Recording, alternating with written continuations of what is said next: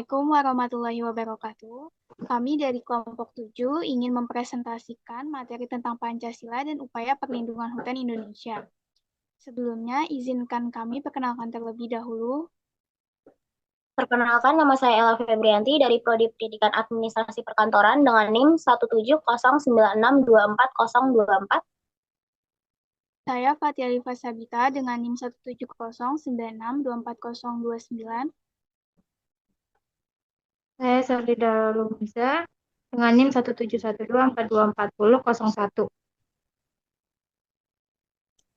Saya Santika Juliani dengan NIM 17124224008. Saya dengan Ramdhani Fitratrisha dari Prodi Pendidikan Administrasi Perkantoran dengan NIM 1709624003.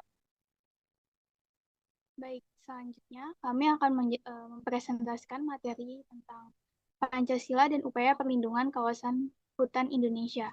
Latar belakang Pancasila menurut Uswama dan Najica, Pancasila adalah pedoman hidup dalam menjalankan aktivitas kehidupan berbangsa dan bernegara. Pancasila memiliki 5 prinsip yang harus diterapkan dalam sehari-hari agar manusia dapat bersikap dan bertindak sesuai dengan nilai-nilai Pancasila, salah satunya melindungi kawasan hutan. Menurut Abu Somad Al-Wazir tahun 2024, hutan adalah sebuah ekosistem yang berisi sumber daya alam dan dijadikan sebagai paru-paru dunia. Oleh karena itu, prinsip-prinsip Pancasila harus diterapkan untuk melakukan upaya perlindungan kawasan hutan Indonesia agar dapat menciptakan keadilan sosial, melindungi dan meningkatkan hak masyarakat dalam mengelola atau memanfaatkan hutan.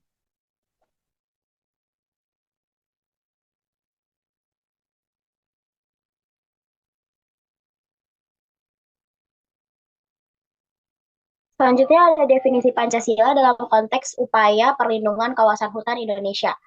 Pancasila merupakan dasar negara dan falsafah bangsa Indonesia yang terdiri dari 5 prinsip atau sila. Dalam konteks perlindungan kawasan Indonesia, Pancasila memiliki peran dan fungsi penting sebagai berikut. Yang pertama, landasan ideologis, yaitu melindungi dan menjaga keutuhan wilayah Indonesia. Yang kedua, pedoman kebijakan, merumuskan kebijakan dan peraturan terkait perlindungan kawasan Indonesia. Kemudian yang ketiga ada dasar hukum, perlindungan kawasan harus berlandaskan dan tidak bertentangan dengan nilai-nilai Pancasila. Yang keempat, pembentuk karakter bangsa, membentuk karakter bangsa yang memiliki kesadaran untuk melindungi wilayah negara. Yang kelima, pemersatu bangsa, melindungi kawasan Indonesia yang beragam. Kemudian yang keenam, panduan diplomasi, menjalin hubungan internasional dan diplomasi terkait isu-isu perbatasan atau kedaulatan wilayah. Dan yang terakhir ada dasar pertahanan, melindungi kawasan Indonesia dari ancaman eksternal maupun internal. Dengan demikian, Pancasila tidak hanya menjadi dasar negara umum, tetapi memberikan arahan dan pedoman bagi seluruh kebijakan dan tindakan negara dalam menjaga keutuhan dan kedaulatan wilayah Indonesia. Salah satunya adalah kawasan hutan.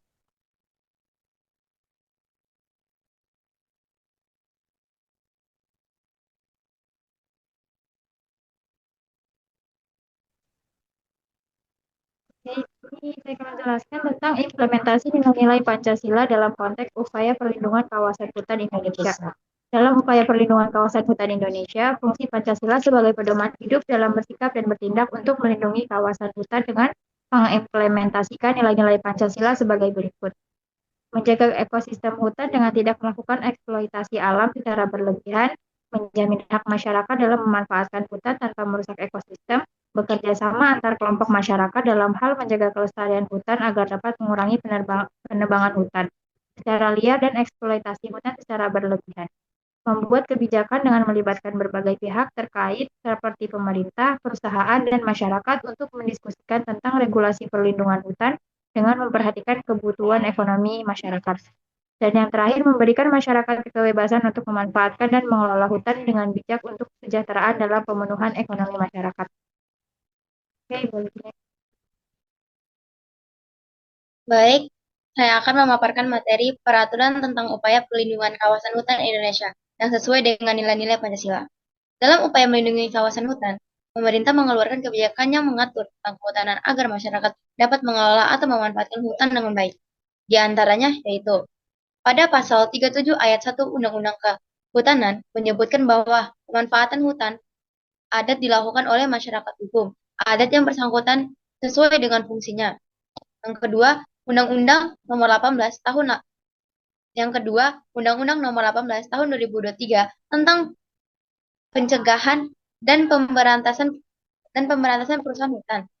Undang-Undang P3H dengan tegas melarang mengambil hasil hutan baik berupa kayu maupun bukan kayu tanpa izin dari pemerintahan. Yang ketiga, Undang-Undang Nomor 32 Tahun 2009 mengenai perlindungan dan pemberdayaan lingkungan hidup. Yang keempat, Undang-Undang Nomor 32 Tahun 2009 tentang perlindungan dan pemberdayaan lingkungan hidup merupakan pedoman dalam penegasan hukum di bidang lingkungan. Pasal 3 ayat 3 Undang-Undang UUD tahun 1945 menyatakan bahwa bumi, air, dan kekayaan alam yang terkandung di dalamnya dikuasai oleh negara dan dipergunakan untuk sebesar-besar kemakmuran rakyat. Selanjutnya akan disampaikan oleh teman saya. Baik, selanjutnya definisi upaya perlindungan kawasan hutan Indonesia yang sesuai dengan nilai-nilai Pancasila.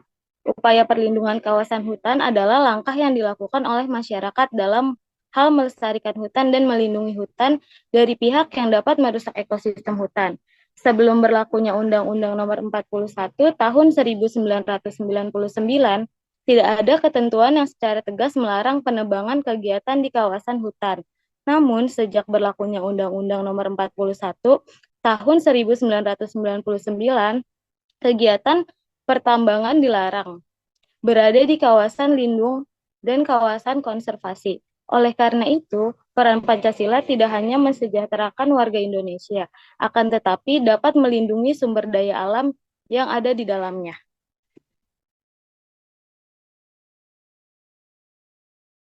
Selanjutnya, terdapat langkah-langkah atau upaya perlindungan kawasan hutan Indonesia sesuai dengan nilai-nilai Pancasila. Dalam upaya perlindungan kawasan hutan di Indonesia, dapat dilakukan dengan langkah-langkah berikut. 1. Mengembangkan etika dan moral lingkungan yang dapat meningkatkan kesadaran masyarakat dalam melindungi hutan. 2. Menegakkan hak asasi manusia dalam mengelola hutan. Ketiga, meningkatkan peran masyarakat dalam menjaga dan melestarikan hutan. Keempat, selalu bersifat transparan dan akuntabilitas dalam pengelolaan dan pengawasan hutan. Dan yang terakhir, memberikan tanggung jawab dalam hal melindungi hutan kepada setiap orang atau kelompok.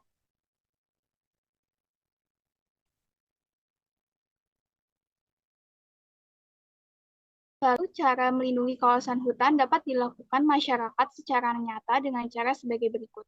1. Melakukan reboisasi. 2. Menerapkan sistem tebang pilih.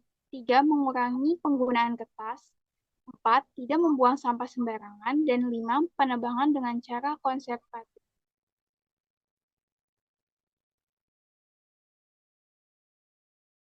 Kasus terkait Pancasila dan upaya perlindungan kawasan hutan di Indonesia. Judul berita 1, Panglima berencana kerahkan Babinsa bantu Kemenhub reboisasi hutan. Referensinya dari Mawangi 2024. Isi berita, Panglima TNI berencana mengerahkan bintara-bintara pembina desa atau Babinsa untuk membantu Kementerian Kehutanan RI mereboisasi hutan-hutan yang gundul dan berkomitmen membantu pemerintah menjaga kawasan hutan Indonesia yang luasnya mencapai 125 juta hektar. Menteri Kehutanan yakin dengan bekerja sama dapat menjaga fungsi kawasan hutan Indonesia sebagai paru-paru dunia, sumber-sumber air, dan sumber swasembada pangan. Boleh di-next? Tanggapan berita 1. Kolaborasi yang dilakukan Menteri Kehutanan dan TNI merupakan hal positif dan pengamalan dari nilai-nilai Pancasila dalam perlindungan kawasan hutan.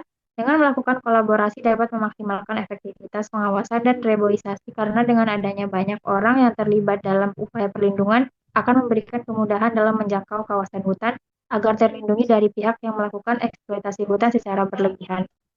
Oke, selanjutnya akan dilanjutkan. Baik, selanjutnya judul berita 2, kerusakan hutan mangrove di Gorontalo jadi perhatian masyarakat. Sumber referensinya Sanga 2024. Isi beritanya, kerusakan hutan mangrove terjadi pada Kabupaten Pohuwato, kerusakan hutan mangrove di daerah setempat sudah mencapai lebih dari 50%. Salah satu penyebab terjadinya kerusakan hutan mangrove di Kabupaten Pohuwato tersebut yaitu karena adanya pembukaan tambak yang dilakukan bukan warga asli Gorontalo. Kerusakan hutan mangrove saat ini tidak bisa dibiarkan begitu saja. Jika tidak ada langkah-langkah konkret dan regulasi yang melarang pembukaan tambak di lokasi hutan mangrove, ditakutkan kerusakannya semakin bertambah parah dan hutan mangrove akan habis. Selain itu, masyarakat mendorong pemerintah daerah supaya melakukan pengaturan tata ruang, termasuk kembali menentukan titik-titik yang masuk dalam kawasan hutan mangrove di Provinsi Gorontalo. Boleh di next.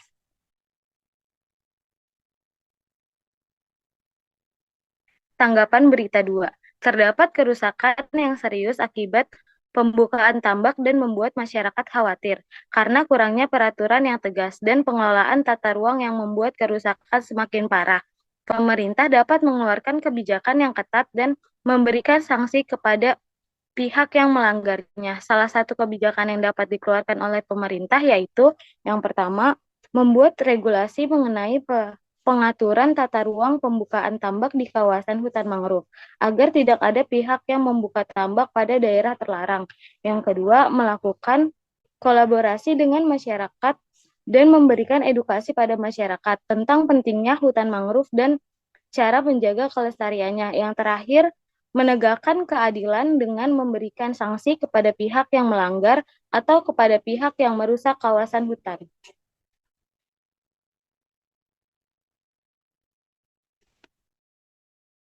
Oke, kesimpulannya, Pancasila merupakan dasar negara dan falsafah bangsa Indonesia yang terdiri dari 5 prinsip yang memiliki peran dan fungsi dalam kehidupan yang menjadi pedoman hidup dalam bersikap dan bertindak.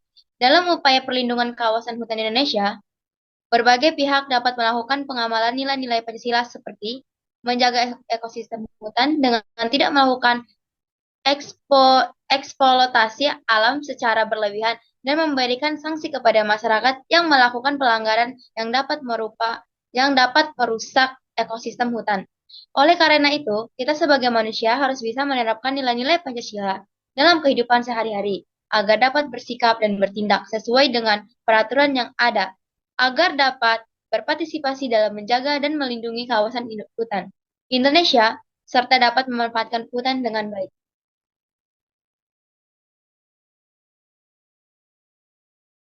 Baik, jika nantinya teman-teman memiliki pertanyaan, dapat ditulis dalam kolom komentar. Sekian presentasi dari kami, kurang lebihnya mohon maaf. Wassalamualaikum warahmatullahi wabarakatuh.